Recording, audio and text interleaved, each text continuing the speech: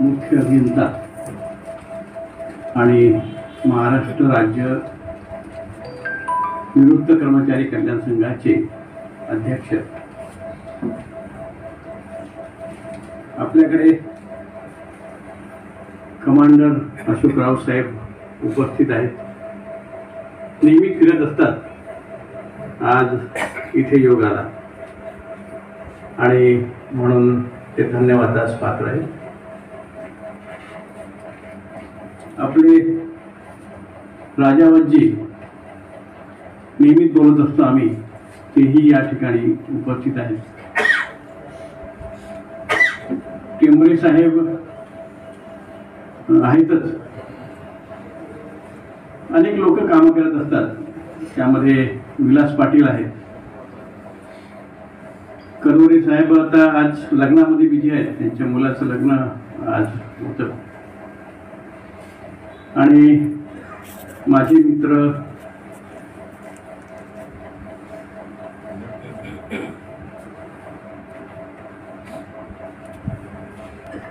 आज उपस्थिती फार लक्षणीय आहे आणि हा एक योगायोग आहे. बघा, म्हणजे योगायोग असला की कसे परिवर्तन घडत जातात. आम्ही जनरली मीटिंग इंजिनियर सोसायटी जी आहे त्या ठिकाणी घेत असतो रुक्मिणीनगरला, पण आज रिजनल लेव्हलची त्या ठिकाणी मीटिंग आहे SEAची आणि म्हणून आम्हाला या ठिकाणी रिक्वेस्ट करावी लागली आणि योगायोगाने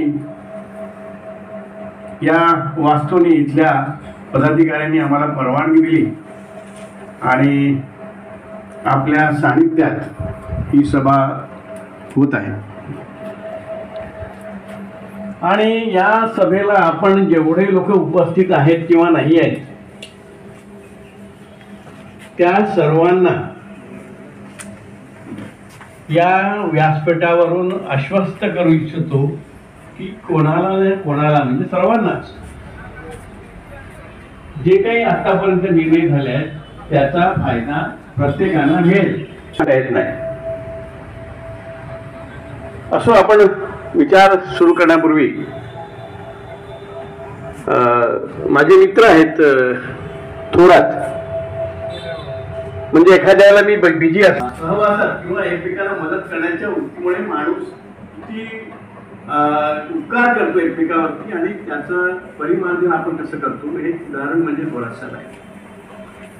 अर्थात मी संघटनेमध्ये सुरुवातीपासून आहे. मी चंद्रपूरला होतो अगोदर, अमरावतीला योगायोगाने चालू आणि चंद्रपूरहून मला गडचिरोलीला सायंकाळी 5 वाजता मीटिंग होती. त्यावेळेला आंदोलन सुरू होतं की फक्त 5 वाजेपर्यंत काम करायचं आणि माझ्या बॉसनी ते पाहिलं की यांना 5 वाजेपर्यंत काम करायचं आहे आणि याला गडचिरोलीला जायचं आहे, याला जाऊ द्यायचं नाही गडचिरोलीला. म्हणून त्यांनी मला एक काम सांगितलं की ते 5 वाजेपर्यंत संपणार नव्हतं आणि समजा जर मी ते डिसओबे केलं असतं तर कदाचित अथॉरिटी आहे शेवटी, बास कॅन नेव्हर बी डिअर, त्यांनी माझ्यावर ऍक्शन घेतली असती. आणि म्हणून मग मी थोरात साहेबांना सांगितलं. थोरात साहेब माझ्यासोबत चंद्रपूरला होते की गडचिरोलीला मीटिंग आहे, मला असं असं काम आहे 5 वाजेपर्यंत आणि माझ्याऐवजी तुम्हाला त्या ठिकाणी उपस्थित राहावं लागेल. मग ते गडचिरोलीला गेले. मी 5 वाजेपर्यंत काम केलं.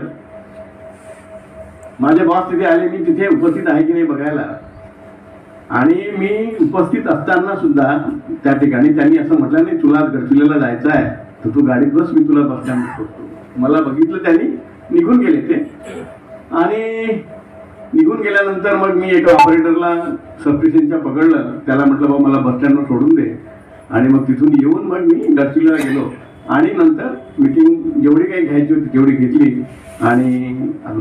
तेव्हापासून आम्ही फार जवळचे मित्र आहेत.